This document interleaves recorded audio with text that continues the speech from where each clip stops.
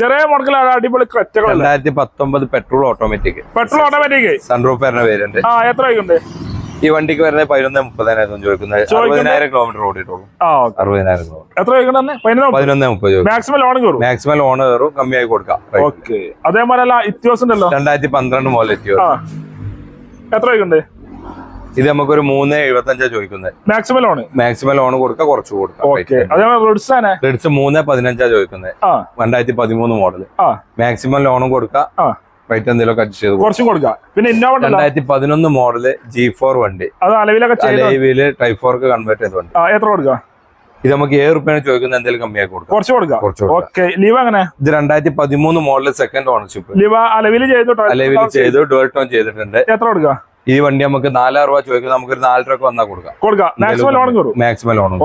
Eon 2017 model 30,000 kilometre second ownership വണ്ടി. അല്ല